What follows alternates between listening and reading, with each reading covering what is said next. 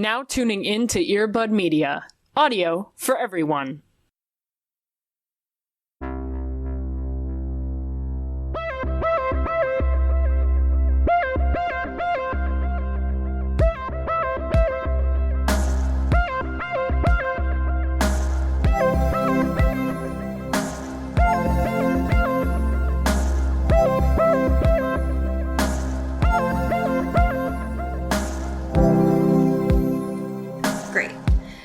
Then we'll just start off with a good guttural scream, just to like really let everything out.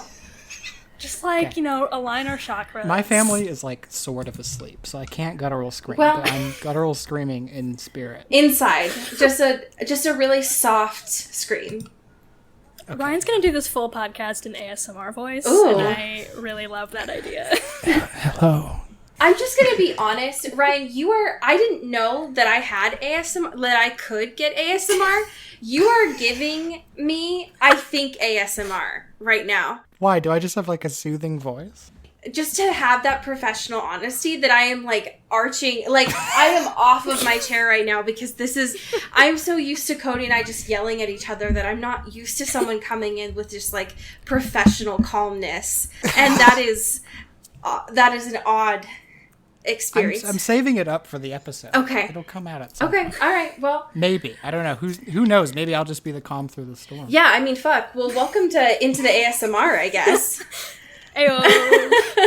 Heyo. I'm so glad to have you here today, Ryan. This is such a joy. I'm glad to be here. To just truly balance out Cody and I yelling for the past 4 years. Just to have a true, like, balm for it's that. It's about time we got a mediator in here, like... just an intervention I don't know if many us. people would call me a great mediator, but I'm happy to be a mediator on this podcast. I feel honored. That's what we've spent all of our Patreon money. Absolutely. Honest. Yeah. Ryan is an expensive hire. Big dollars, Ninesling. Come on. Just so everybody's fully aware, I am being paid for this gig. Big money.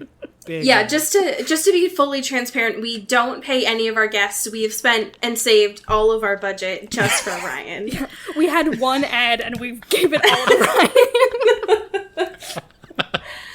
That sweet, sweet ad revenue is all for me. It's just for you.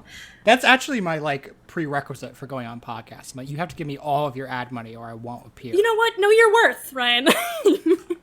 I think that's important. I think it's finally 2020 end of days. Know your worth. Get everyone's money. You deserve it. Ryan, thank you so much for being on the show. For the end of days.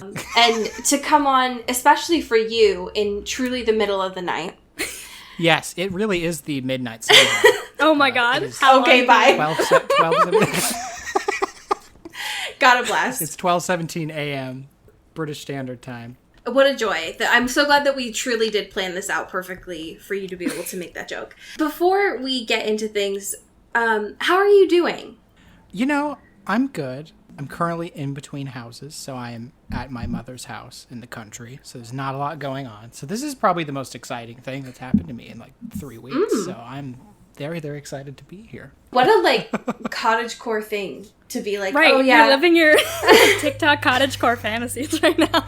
Yeah, I am. It really is very quaint here. It could be, maybe a Twilight sequel could be written here. Who knows? It sounds like it. Absolutely. I don't think I could handle a British Twilight. I don't think I could muster it. I can't. I think that's the limit. I think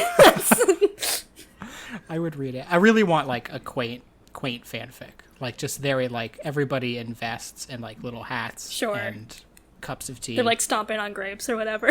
Yeah, exactly. Saturdays are really for the boys there. You know what I mean? Yeah, 100%. Cody, how are you doing? I'm doing all right. I brought a thing this week, a happy thing. Yes. For the gamers. Gamer Nation, rise up. Blanky mode activated. I've only been playing Fall Guys this last week. And it's the only game that exists. It's the only game that exists. If you go on twitch.tv, that's the only game. There's no other games. That's all the games. And so I was like, well, I have to also play it. And so I did, and I'm very bad at it. Like, very incredibly so bad at it. Sure. But my guy is, like, real cute, so I'm having a blast. That's fantastic. I have also not won a game yet. Yeah, it's a brutal experience. It's so hard, and people are so good at it. And I'm like, uh-oh. Yeah. No, not for me. Yeah, I really hate that I'm, like, getting worked up over a children's game. That's when I know I need to go outside. Right. So, like, this is a game about little beans falling down. It really puts you in perspective that, like, of you getting angry, like, on the internet when you're looking at the most beautiful, like, colorful, like, fun little happy-go-lucky beans, and you're like, this is not worth this. Yeah, exactly. I gotta pull it back. Exactly. That makes complete sense. I have a happy thing this week. Congratulations. Thank you. You deserve it. You deserve joy. Thank you. My happy thing is that it's just slipping from my fingers like sand. Oh no. We lost her. She's gone. Wow, that's like the most grim thing I've ever heard. Like, oh, I have a happy thing. Oh, it's slipping from my fingers as I speak. It is obviously that and we'll get into this a little bit later. Obviously the Batman trailer. However, oh yes.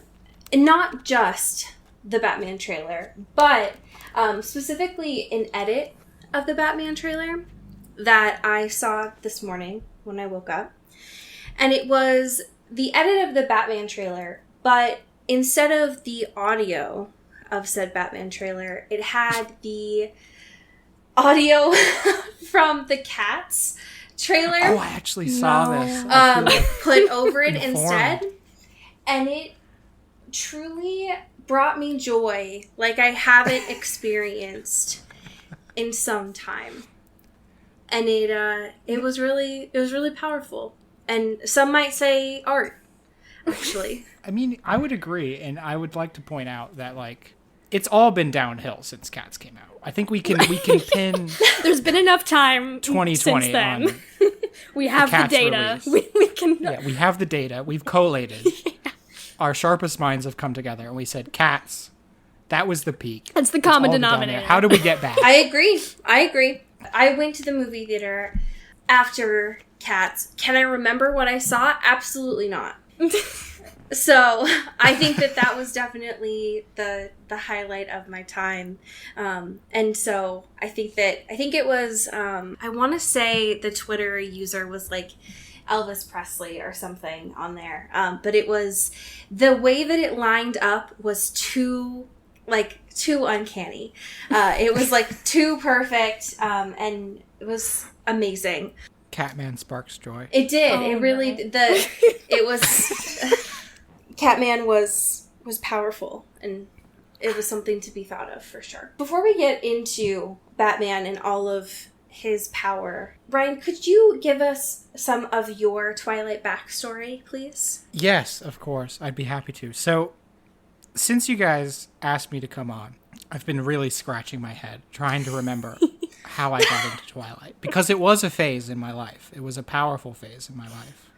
When I was in middle school. I couldn't remember exactly how I got into reading them until about, I think it was a week ago, this week, when the Paramore music video for the Twilight soundtrack Yep. started making the rounds again on Twitter. And I was like, that is it. That is when I got into it. Like, I remembered so vividly. I wasn't a scene kid in middle school, but I was very scene adjacent. Sure. Yeah. Like, I had a lot of my friends were scene kids and, like, or were very close with scene kids or whatever. So I was like, I wasn't full on, in makeup and crazy clothes and stuff, but I was very into Paramore. I was very into My Chemical Romance. I was very like, yes, I'm brooding. It's impossible. The foundational for me to brood. text of Twilight. Yeah. Yeah, exactly. So I remember the music video coming out and being like, what's this Twilight thing all about? I remember people reading the books, but I didn't know it was this big of a deal. Probably because I was a blissfully unaware middle schooler. And then I just powered through the books like crazy, and I was obsessed with them. And it was a small, 6-month phase of my life where I very much liked Twilight. And then the movie came out, And I remember seeing the movie, oddly liking it a lot, considering my taste at the time. And now, I still like it a lot. I rewatched it in preparation for this podcast. Yeah, I just remember, like, also, like, streaming it on 123 Movies. I think that was, like, one of my first piracy Oh my god. experiences when I was young. I was like, You always remember your I just first, really want to you know? see Twilight again, but no one is going to go see that with me again. So I remember watching, like, terrible Camrips on my parents' God. computer. Wow. And this was a major transformative period of my life. So I'm happy to be on here talking about it, and I hope Haley Williams, if you're out there, you're listening to this, and you know the impact that you've had on my life. Mostly that you got me into Twilight and got me on this podcast. But Haley Williams, always welcome on the pod. Literally whenever. Anytime Whenever. you want. so yeah, that's my Twilight backstory. That's pretty much the gist. As I was a big Paramore fan, and when that song came out, I was like, oh well, if they like Twilight, I have to like Twilight. Right. And Sure. then the rest was history.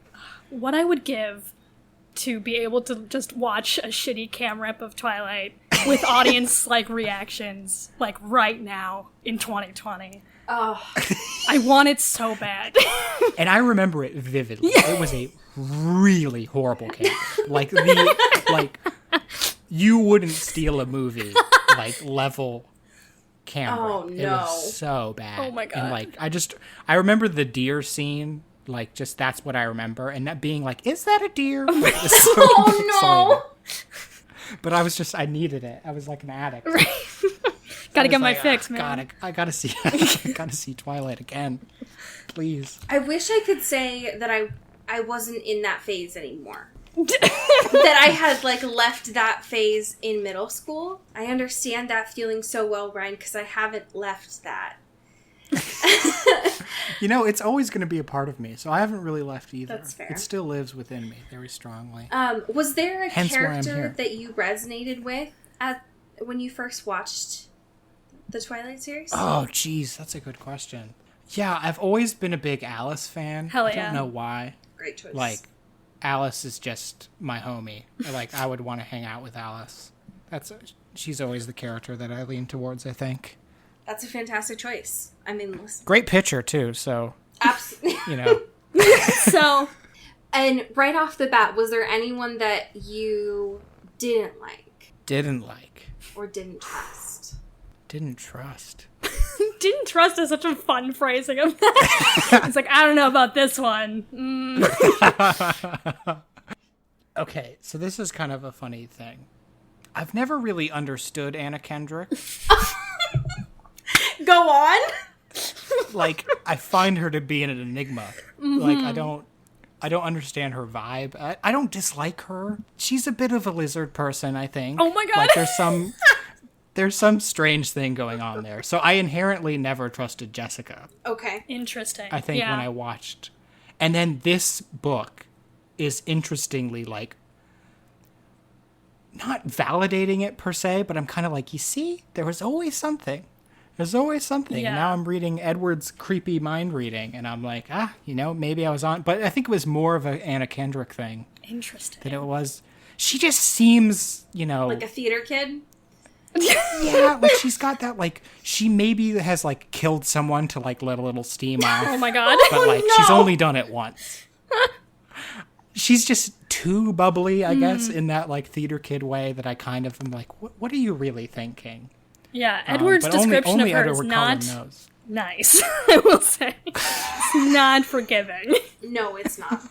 It's quite And it's rude. more of a, and again, I don't, like, dislike Anna Kendrick. Right. It's not like she shows I up just in don't movies trust her and I'm like, instinctually and think she's a yeah, lizard I just don't trust her person. instinctively. I mean that in a warm way. I really do. She's more powerful than me, so I'll give that to her. What I will say is that in the books, as well as I think in the way that Anna Kendrick embodies Jessica in the movies, is she gives off very strong Gretchen Wieners vibes. Yes. Of like, Yeah. what is behind that smile? And I agree. I think it is like, oh, I murder people for sport. And it's like, Jessica, what yeah, the fuck? exactly. Just What? I get a little bit of that vibe. Yeah, I would agree that I don't know if Jessica specifically would, but I think somewhere in her house / from her family, there's a closet just full of bones. Like that's exactly. I can get on that. Like I can feel. And you know, maybe she collected those herself. Maybe they were inherited, but nevertheless, Right, they're there. There was so. bones in a closet somewhere, and she kind of stares at them forlornly, like, you know, once a month or so, just to like Right. chill herself out. It's like Edward's CDs, except it's bones. Right. Yeah, Sure. exactly. How did we already jump into some like wild conspiracy theory territory here? Like what? Because you got me on the show. I have to take it in a calmly obscene direction, or I'm not on a podcast. Sure. Fair enough. Absolutely. And the wild thing is too, Ryan, is that your voice was so calm as I didn't even consider the fact that we were talking about bones in a closet. Which is like, yeah, of course. Sure. Full disclosure, Cody brought up the bones. I'm just elaborating. Listen. On the bones. I was building up the momentum. We were all on the way there. Just a 0 to 100. Just absolutely immediately. God damn it. Speaking of 0 to 100, we need to talk about Batman. We gotta. It's our duty. There was like a DC thing that happened this weekend. Listen, don't come to excuse me. The DC fandom. Thank you. Great. Have some respect. Yeah, see that. Fandom. It was like, if I'm not mistaken, it was like their version of a Comic-Con. Yeah.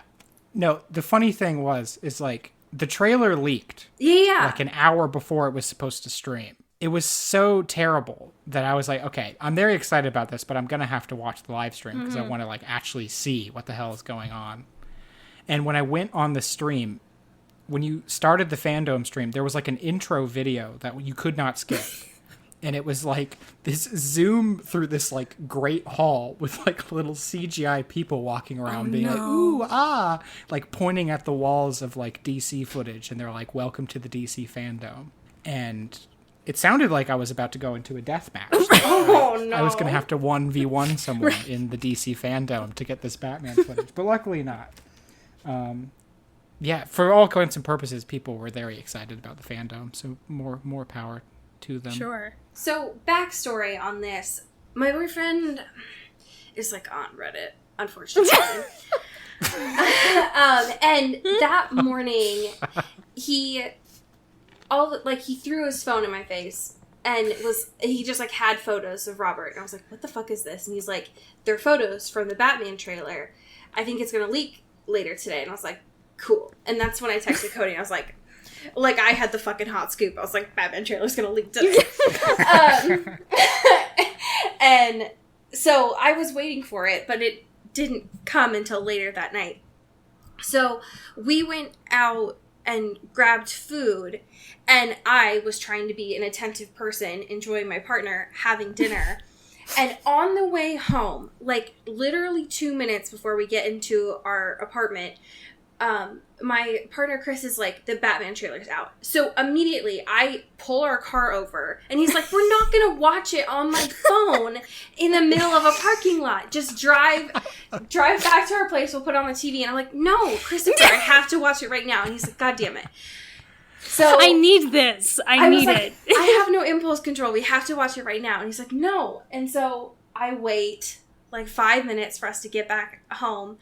And it makes sense, like, fine, because we had to close all the curtains, and, like, it's such a dark trailer. It was so hard to see anyways. And then it was just me screaming the entire time, even though Robert just said, like, 3 words. And it was just not worth... Like, we've been preparing for this for what seems like such a long time. Yes. And each time we've brought up that Batman's coming out, we're like, we gotta prepare ourselves, we gotta be ready, because it's gonna be overwhelmingly sexy, and we gotta make sure we don't pass out. And yet... Yeah. And yet, we don't learn. This shit was so horny. Such a horny trailer. The tension. I kind of think the Colin Farrell transformation is a conspiracy to make the movie not too overwhelmingly horny. Okay, so yeah. people don't die. Because if Colin Farrell was at his peak potential of hotness, which is very criminal. up there, criminal. We would have just... I think we mentioned that too when we announced this, like, when we saw his casting. We were like, this is too hot. We can't do it. We're gonna check out. We can't handle it. But they did that for us, you know, for our well-being. Though I have to say, Richard Kine's agent probably got an extremely angry phone call. Seriously. Within minutes Was of he the Batman the trailer reference dropping. photo? Like, I don't understand. It is a I kept rewinding it. I one-to-one was like, is that Richard Kine? And then people were like, oh my God, Colin Farrell looks so different. And I'm like, oh my God, that is Colin Farrell. Just in a Richard Kine kindified. skin suit. It was so scary. It's so nightmarish. I can't wait. I cannot wait to see I'm so excited. what he's doing that. We're in like peak weird Colin Farrell years. Oh, yeah. Like this is where he's just living his truth. I'm still not And- over when he did that, was it a Chicago accent, Cody? Oh, and Widows? Yes. Yes.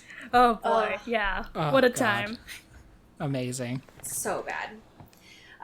I'm very excited for what is basically just Robert acting as Edward in a, like, new moon breakup scene in this. I'm very excited. Oh yeah. It looks very dark, very gritty, lots of punches, lots of great, like, dark eye makeup. Love Yeah, that for him. I was gonna say they finally gave him eyeliner. It's about Like, time. they finally Yeah. have woken up to the fact that he wears eyeliner. Yeah. I'm so And excited. it was only the bravery of Robert Pattinson that could make this happen. He probably demanded it, actually. Yeah. Yeah, exactly. He's I like, I will won't walk. play it unless you give me eyeliner. I will walk off this set. They said, all right, Rob. Great, we'll do it for you. Yeah. Cody, could you also talk about the fact of what else Robert demanded of his suit in particular? Oh, God. I love that I get this this news corner.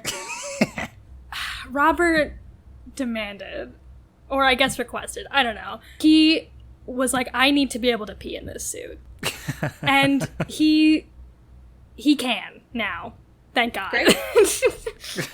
So in case you're wondering, Yeah. like, that seems like a restricting suit. That seems like it would be a rough time to, like, go to the bathroom. Don't worry. Yeah, I love that that was Christian Bale's one bit of advice. Like, that's no acting advice, no, you know, how to deal with the press. No, Right. just, no, you have to be able to go to the Like, bathroom. listen, This is a vital part of your mental health care playing this role. being Batman comes from inside, you know? I can't Yeah. teach Right. you anything that you're not going to come to when you finally get there. But you do have to make sure you can pee in the suit. He had to have learned from mistake, right? Certainly. That only comes from a, like, oh, fuck. Oh, god damn it. Like, just cutting it too close. And so I have to imagine that he was doing Robert a kindness of, like, just make sure that they just augment this a little bit so you can just, like, push a button and just, you can just go. Push a button It's a robotic suit. like an elevator door, like it opens, like it just opens up. Well, listen, hey. Let's keep going. I want to examine I the wanna physics dive here. into this. What's the situation going on? What are the mechanics of the pea suit? Well, listen. I mean, maybe, hear me out. You just are able to pop the top of the suit open and you can just go when you know you gotta go. This is the poor, like, costume designer trying to pitch this. Like, okay, so here's how we're gonna. Like, I like gonna to do imagine it. it has like some pressure behind it. Like you press the button and it pops off like at speed, like it can be a weapon. It's just a boomerang. And it'll be in the movie. Like he'll like shoot Penguin in the face with his codpiece or whatever. Oh no. Knock Colin Farrell's prosthetic nose off. Oh no. I've made a mistake. Yeah. It's pressurized. I regret this a lot. Hey, we're here. We're here. Can't I would back like out to now. go. My mom says I have to go. Speaking of moms, Oh, nice segue. thank Ooh, you. Look at you.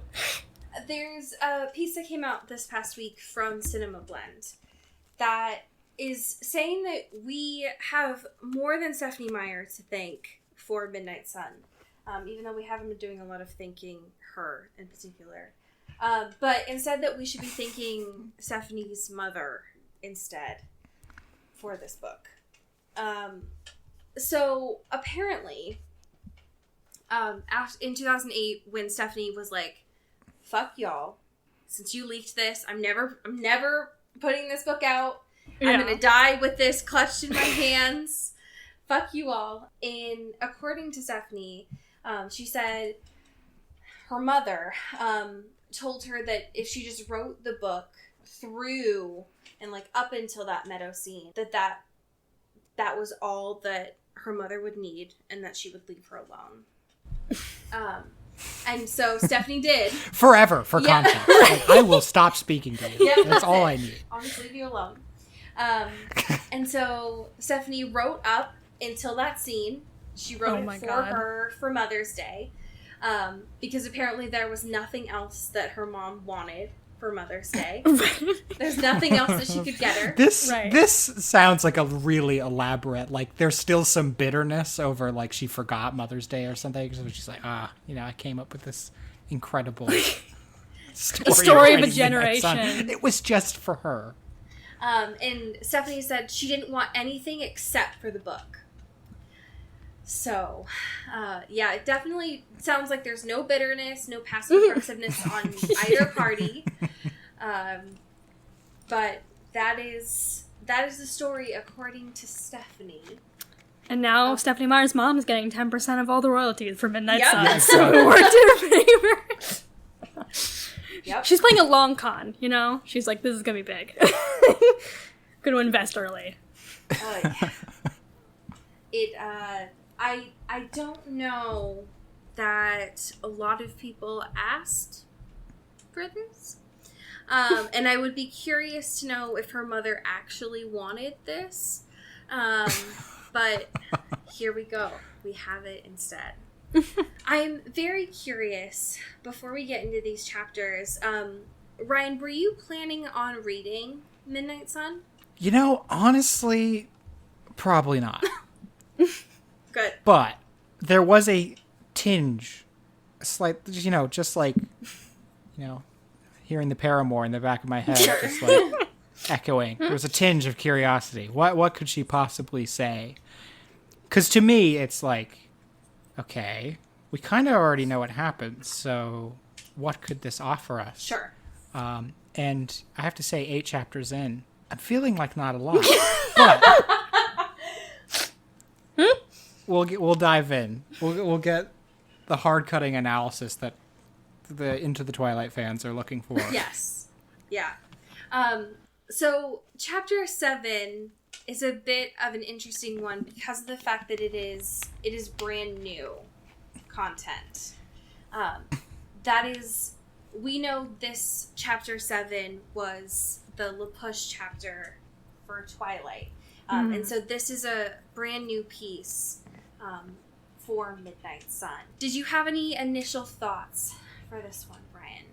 What kind of struck you? I mean, I was actually, when I realized what was happening, I was a little bit relieved because I was getting a little bit bored. I was like, okay, like, other than the little snippet of when he's in, like, Denali and he's with, what's her name? Tanya? Mm-hmm. And you're getting this kind of, like, again, Stephanie Meyer's weird, like, hey, these are vampires that want to fuck. But Edward? He doesn't want to fuck. Yeah. This is the difference. Here is a sexy vampire that's throwing herself, I should say, after Edward. And he's just like, no, not into it. Mm-hmm. So other than that, I was just like, okay, I'm like, 200 ebook pages in. And it's just a lot of like, oh, God, I want to kill this girl so bad. And I was like, yeah, I can tell. Like, when are we going to get to something? So when it finally got to like, oh, my God, we're actually going to see something different. I have to say, my interest was piqued. So I was a little bit relieved when I got to this chapter. Absolutely. Yeah, I don't know about you all, but it was a mix of like typical Edward, but also like a little bit like slightly horny Edward. Which is like an interesting change of pace for him. Right. So it was interesting.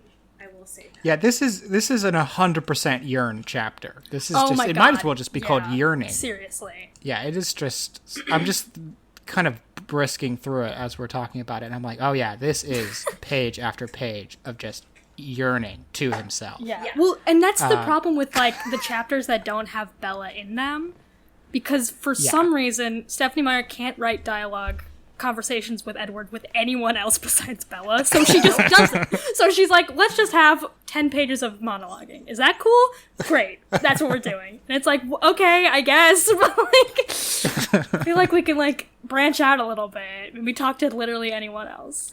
The thing that fucked me up the most about this chapter, at least at the beginning when Edward is doing the whole like, does she love me? Does she not? I know that we've only had like 3 conversations, but like, And I she wanted to love me kill her forever. yesterday. Yep. Is he's going through these ideas of like what attraction looks like for all of the other people he's seen ever in his 100 years. And he's like, well, I don't know if Bella is attracted to me though, because she is not like anyone else. She is not like the other girls. So even though her heart rate changes when she's around me, and her breathing changes when she's around me, so, and all of her other physical responses change when she's around me, it can't possibly mean that she's attracted to me. Ugh! How could it possibly be? What Life could is it so be? unfair. Attraction is such an impossible dilemma, and he just throws himself across cars. He just- For a species that is literally like is able to pick up cues like that so much easier, by reading minds or just like being able to like look at visual and verbal cues, you would think that you'd like get it, right? Like, why is he psyching himself up over this? It's like, listen, I've noticed A, B, and C, but I don't know though. She could be faking it. I know humans are very simple and easy to predict, as has been my entire life as a vampire, but I don't know. I was kind of laughing through the kind of description where he's like, this is the most human I've ever felt compared to when I lived through a war and there was a bunch of people dying. Like, that sucked, but this really sucks. Like, does this girl like me? And I'm just like, get a grip, man. Like, God, that and just part like fucked me up. God, he was just like, this is so much, this is so hard. I'm just gonna put my head in my hands and just think about something that brings me back to the this is war. worse than mustard the gas. better times, the simpler The things that were times. more simple, like the war. Like, fuck off, Edward. This is 2005. There's the Iraq war going on right now. What are you talking about? Hello? God. He's so the worst. annoying. He's the worst. Just like, come on, Edward. What are you talking about? He's just head in his hands, just like yearning over these like magical times when all anyone cared about was just like dying from a lack of penicillin because they weren't showering or bathing. And he's just like crying about it in his Volvo listening to Debussy. And Edward is just like so consumed with himself that when Emmett opens the door, he's like, oh my God. And it's like, dude, you have superhuman senses. What are you talking about? He's so annoying. He pisses me off. This is also the chapter, something that I was kind of having a surreal experience of, is I was reading like the first 6 chapters, and I was like, even though I liked these books when I was younger, I do remember even then that I was like, okay, I can recognize that these are kind of poorly written, Yes. right? But as I was reading through the first 6 chapters of this, I was like, maybe Stephanie's matured a little bit here. The writing isn't quite as aggravating, even though he is very creepy. Right. And then we got to this chapter, and I was like, oh no, there she is. There it is. She's back, baby. There it is. Like, just some of the lines that I'm looking at in here. Did I want Bella to be attracted to me? A woman to a man? No one talks normally in these books. And Oh, for I'm getting back to vampires, like, sure, maybe have antiquated speech that you haven't really grown out of yet, haven't really adapted. But Bella also talks like some sort of Victorian chambermaid. Like, none of it makes any fucking sense. No. The way that Stephanie writes sometimes is the way that, like, 10 or even 15 years ago, English teachers were forced to teach students to write. Because there's a part where when Edward is following Alice to Bella's house to drop off the truck, that he's like, the rain was pounding down like I'm a looking at million this tiny hammers, so loud that Bella's human ears might not hear the thunder of the truck's engine. It's like, fuck off. Like, stop. We got it. We got it. She's like, I haven't used a simile in a couple sentences, so I need to, like, crack one in here. Yeah. Hey, everyone, did you remember that we're in Forks? The wettest place in the continental U.S.? Just, God, stop it. What I will say, though, is it is refreshing, because we don't get this in Twilight, obviously, because it's from Bella's perspective, but we get in this chapter a lot of what the Cullens do on their quote-unquote, like, off time. Mm-hmm. And even though these are things that we saw more in the movies, it's interesting to see them written out. So a far more like monologue and like description, but it is interesting to see that Emmett and Jasper have just like 8 chessboards and they're just like going at it with each other. What I would give to like get some sort of like, maybe this is a fan fiction kind of moment, where, like, they take a trip to New York and they go to those, like, fucking chess tables in Central Park or whatever, like, upstyle, and just go, like, go fucking nuts over it. And people are like, what's going on? What thing do you get so good at over time that you have to be doing 8 of it at once? Just to feel something, you know? We should record 8 podcasts at once. No. Gotta optimize, baby. 8 simultaneous podcasts. Making like 8 of those like Star Wars Lego sets just to feel something. Oh yeah, 100%. Yeah. Oh, no thank you. But yeah, this is a time when like Esme is doing her like architecture sketches, and then Edward is on the 1s and 2s, back on those good old ivories, and he's planting the seeds for Bella's lullaby, basically. But this is also the time when Rosalie like gets really bothered and really pissed off, more so than she had already been. But it's because we find out that she is jealous. Which, like, gross. We got it. We figured it out. Yeah, okay. I kind of double-taked to that. I was like, am I reading this correctly? Like, because is that a thing? Like, I don't remember that being a thing, like, ever in the original books, of them ever being a hint that, like, ever could have been a thing. Am I misremembering that? I think it was just assumed that when Rosalie was turned, it was just kind of assumed that they were going to be a pair together. Because it's not like Carlisle wasn't trying to just like make a family. Because he saved Edward and then he saved Rosalie. And I think it was more so just kind of assumed that he was like, well, you're both pretty. Right. Like, how about anything there? And then Rosalie was like, oh, well, I'm pretty. How could you not like me? Right. And Edward was like, eh. She was like, I'm oh alright. my God.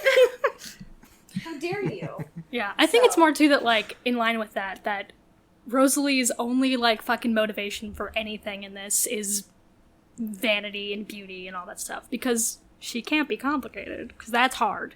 So it's like, so she's like, you know, there's this written narrative that she's like obviously furious at Bella because like she's plain and she's like matronly and she's not like as beautiful and bombshelly as Rosalie is. So why would this be the person that for some reason like lights up Edward's fucking thing, you know? She's like, right. What the fuck?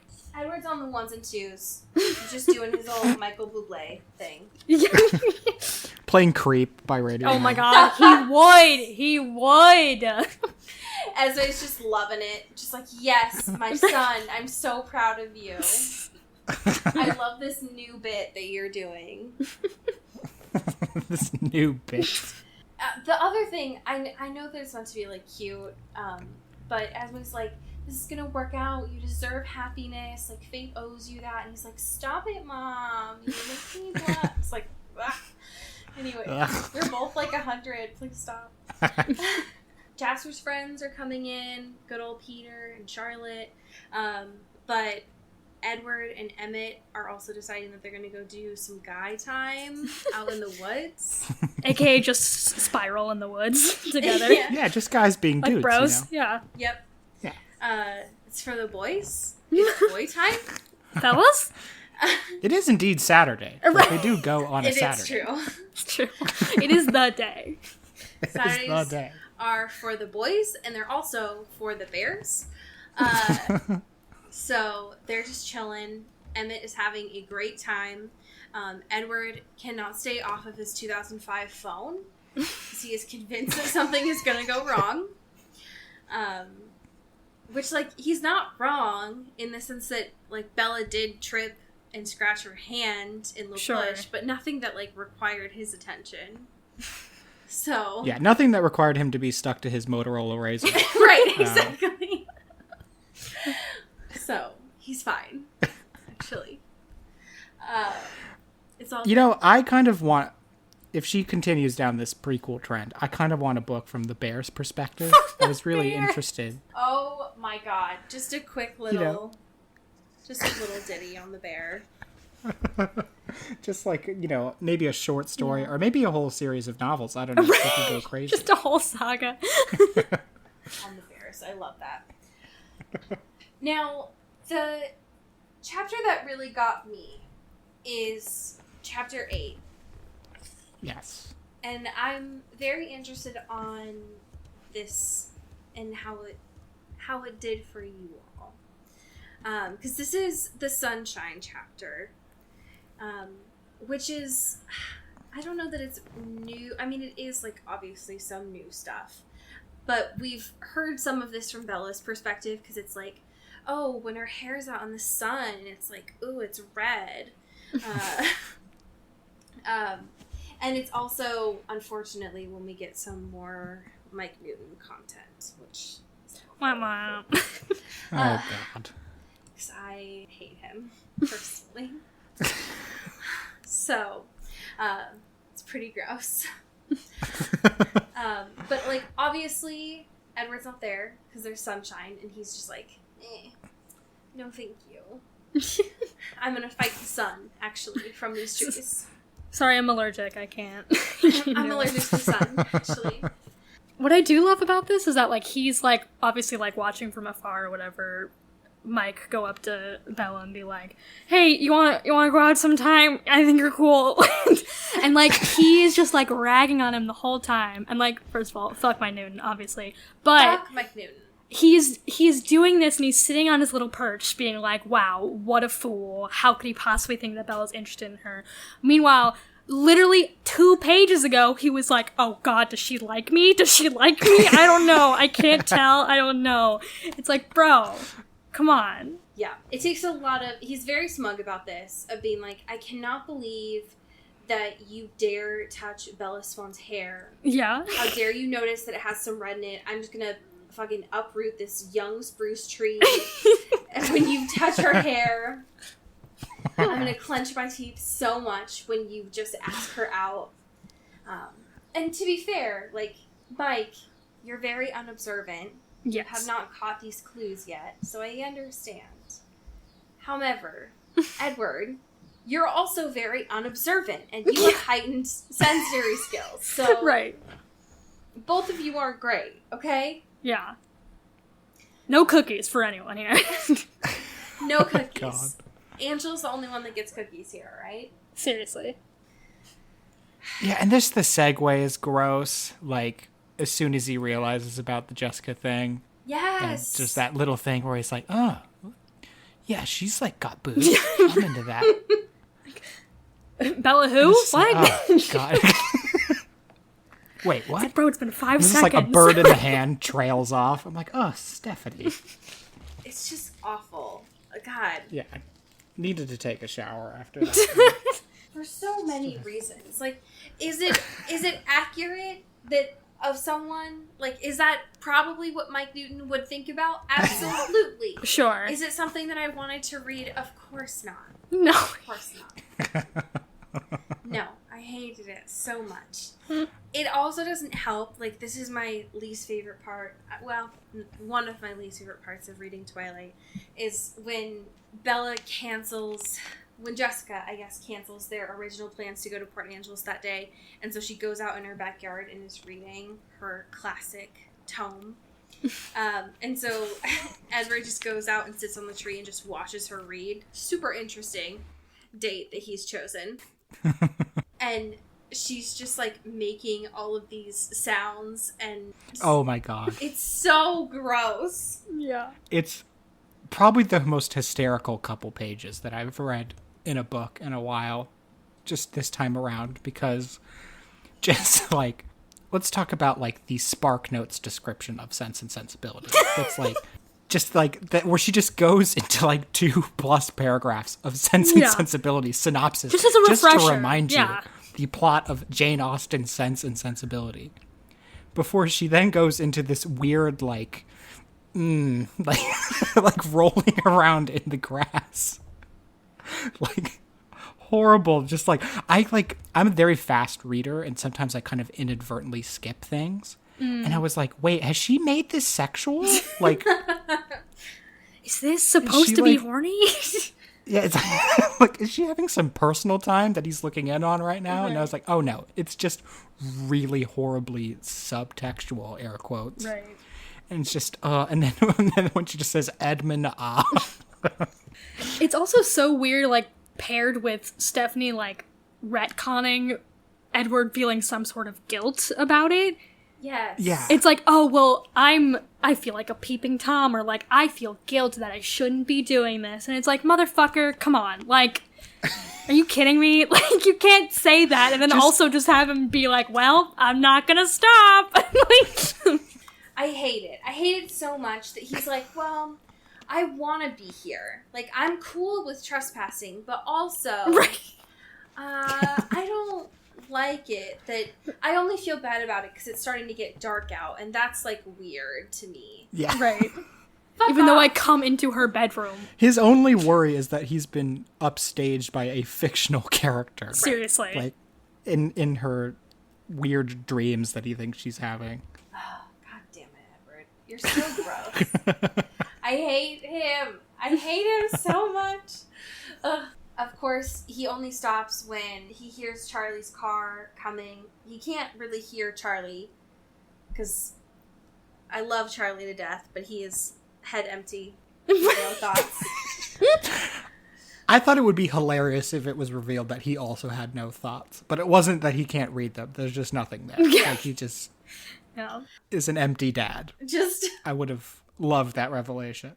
he's a man of the law, but he just has no thoughts. He's just gone. And so they have dinner, but when Edward goes back to his family, Emmett is like, hey, dude, football, please, my man. Dude, please. Sports? Sports. Guys, anyone? But he does not do that because that would require socializing with Jasper's friends, which he's not going to do. Mm-hmm. So instead, he waits around, and after school that day, he follows the girls to Port Angeles, and that is where the chapter ends. Bum, bum, bum. Bam, bam, I bam. also always forget that Edward is like a car guy. Oh, Like, he's yeah. the worst Oh, yeah. possible archetype, which is a dude that is into cars. Generally, I get in cars and turn them on and go from A to B, and I don't really understand how it works. Or Just trust the process. I just trust the process. Sometimes it breaks, and then I get very sad. The fact that he's like, she has to include these details, like the robust purr of the engine Rosalie had boosted for me. Like, she was like straight out of a Fast and Furious spin-off. Like, she walked off the set of Hobbs and Shaw with a car and said, here you go, Robert Pattinson. Here you go. No, thank you. Oh my god. Edward Cullen. Also- Take your Porsche. Cody, didn't you send me something that Robert cried at Fast and Furious or something? No, it was Final Fantasy. Final Fantasy VII. Yeah. It was, yeah, so a little peek behind the curtain. Someone from the lovely Film Cred Slack posted, we have a games channel because we're fucking idiots. Someone posted this beautiful screen rant, so I guess a side screen rant corner, beep beep beep, in which Final Fantasy VII's most heartbreaking scene made Robert Pattinson cry. And quote, he admitted that it was one of the few times in his life that he cried. In his life! What must it be like? Cannot relate. Can we, like, place bets on what the other things that have made him cry? Robert Pattinson has cried 4 times in his life. Here they are. It's a brainstorm. I think one of them was filming The Lighthouse. Sure. Because I cannot imagine doing that and not crying. Right. Yeah. At least once. Yeah, it seems extremely unpleasant. I don't think that Robert cried when he was born. That is such a haunting picture. I just I'm just imagining a baby with like a fully grown Robert Pattinson's face. Yeah, just like, nah, what's up? I'm here. Absolutely placid expression. Oh my God. You said that with such dead? confidence too. It's like you knew. Like you. I feel very. I was there. Yeah, I was. He's older than me, but I was there. And yet, Allie, are you a vampire? Oh my God, you have to tell us. Next week, we have 2 chapters that we are going to be looking at. We have chapter 9, which is for Angelus, and chapter 10, which is Theory. Ooh. And we have a guest next week, which is the infamous Rachel Charlene. Whoop, whoop, whoop, whoop. Who I'm very excited about. Hell yeah. We have some fantastic patrons to thank. One of the suggestions that we were asked to do is to look at the comment section of a TikTok that was created by Maze Markland. And it is, the comment section of this TikTok is to make it look like Edward Cullen's search history. So, we will be having our patrons as this TikTok, aka Edward Cullen's search history. So I will start us off with Elizabeth James. Boy, boy, boy, boy. And Elizabeth, you are going to be Am I a Stalker? Quiz BuzzFeed. Oh my gosh. Shout out to Jess Love. Pew pew pew. Who's gonna be... Is a 90-year age gap too much? Oh no. I will go ahead and do Alexandra Black, who's gonna be... How do I tell my high school bio teacher I already have 2 med degrees and his textbook isn't accurate? Shout out to Alex Dornan. Pew pew pew. Who's gonna be How to Explain Consent to a Dog. No. No. Alright. Shout out to Carrie Goldberg. Boing, boing, boing. Who's gonna be... Why does the new girl not have thoughts? Oh my god. Shout out to Mickey Meyer. Pew pew pew. Who's gonna be How to Open Window from Outside WikiHow. Oh no. Alright. Are you in? He's in. Okay. This is for Maggie Quinn. So let's go through. Pew, pew, pew. And we're going to say, at-home C-section? Question? Oh my god. Oh god. No. Alright. This is for you, Katie Weber. Boing, boing, boing. Who's gonna be... Is it weird to go to high school with your daughter? No. Oh my god. Shout out Zoe Steele. Pew pew pew. Who's gonna be Easy recipes when you can't cook it all and your girlfriend is maybe Italian. This one's for Rebecca Cullen, who is non-breakable salad bowls. Yes. All right. This is for you, Elizabeth Swan, who is gonna be... how to explain that you just stopped a van with your hand without saying that you're a vampire. Shout out to Amy Taylor, Pew, pew, pew, pew. who's gonna be indestructible bed frames. Oh, Oh, God. Mulch Gray. yes. And Mulch, you are... Can you be pale if you live in Phoenix, Arizona? Or cool tricks to do with apples. You get Oh my it. god. Oh. Whoa. Favorites. Mulch is getting favoritized. All right. This is for you, Taylor Brown. Yes. Town. Lautner. Aw. Who's gonna be bedless room decor Pinterest? Shout out Kelly Beck, Wow, wow, wow, wow. who's gonna be full coverage matte foundation for Sparkle. Wow. This one is for Aaron Salinger. Yes. And you are fluorescents and how to defeat them. This is for Sophia Salinger, who's gonna be... Oh no. Where can I rehome a very large dog? Oh! Oh, shout out Donna Kavanaugh, Wow, wow, wow. who's gonna be, is it unhealthy not to jacket for 114 years? No! Catherine Hale. Wait, wait. You are good quality and deafening wolf/dog whistles. Amazing. Wow. Fantastic. Really important question. This was an incredible exercise. I agree. I want more of these, so please send those in, please. All right, the moment that we have been waiting for. Oh, I'm very ready. What fanfiction did you bring to the space today? Okay. You know, I'm a topical person. I like things to be topical. So I said, surely somewhere in the world there is Batman Twilight crossover AU fanfiction. Sure. And there's a lot of it. Okay. So I had to dive through. I was hoping there would be specific Robert Pattinson Batman Twilight fanfiction. Okay.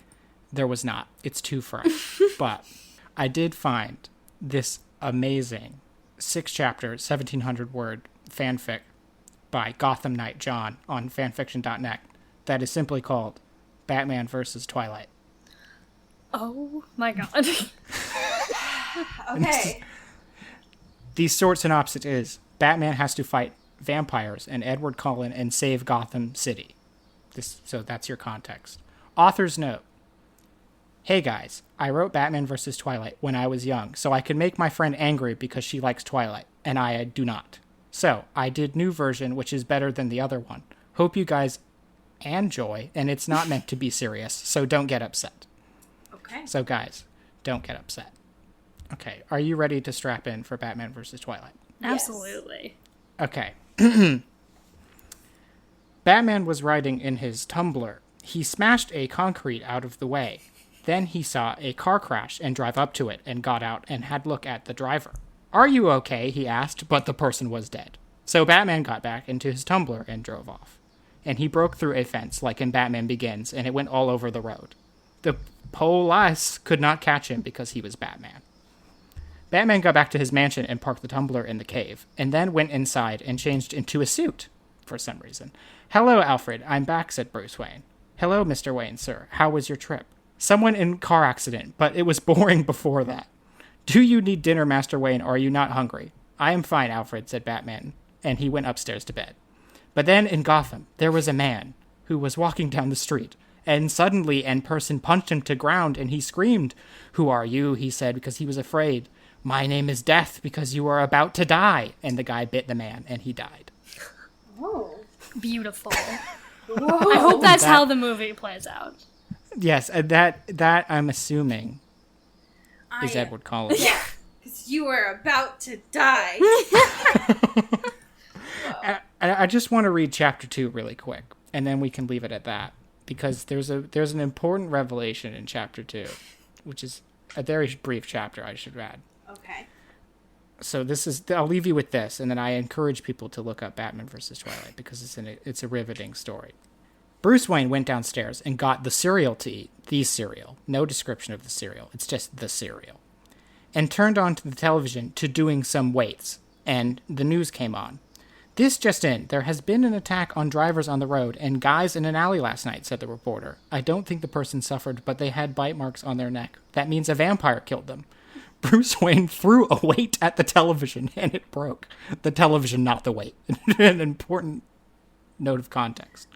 Vampires, why did it have to be vampires, yelled Bruce Wayne, and he threw another weight at the television to kill it again. Mr. Wayne, you have to stop breaking the television, sir, said Alfred, who was nearby, and he picked it up to throw it away. It's those bloody vampires, Alfred. I hate them. But vampires are not real, Mr. Wayne. The news was wrong, because they're not real, so it is probably a gang who think they are. But Bruce Wayne ran downstairs and started to put on the bat suit. But he looked at the bat cave and saw it was sunny outside. Then he laughed and put the bat suit back. I forgot. The vampires do not like sunlight, said Bruce Wayne. I will do this at night instead. And that's the end of chapter 2. Wow.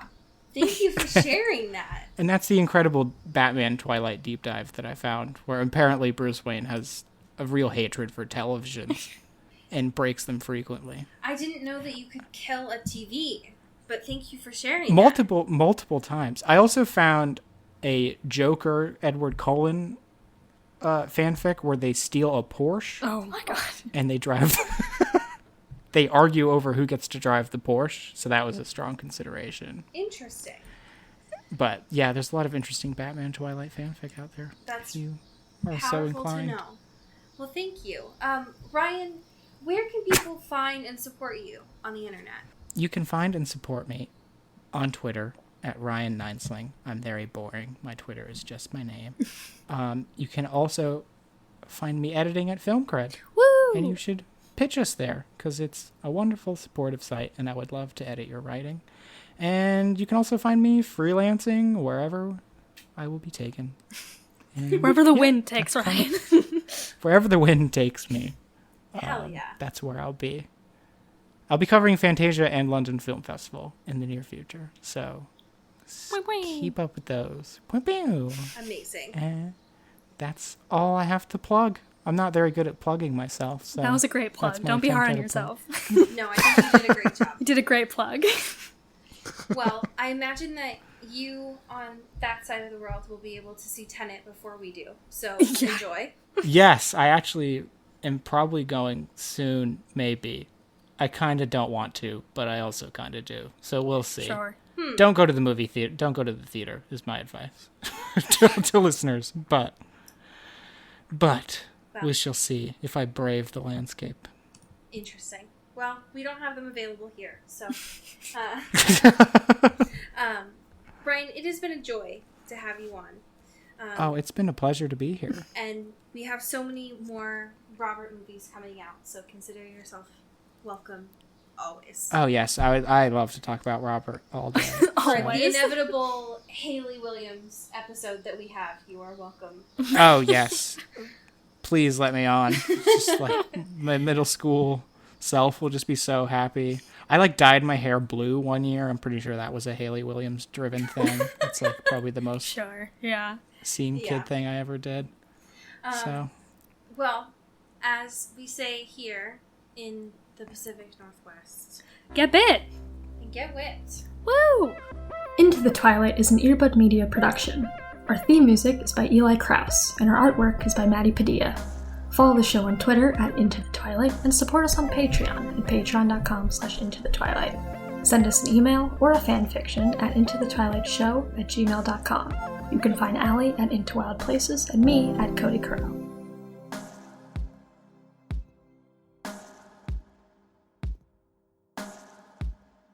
You've been listening to Earbud Media Production. Earbud Media, audio for everyone.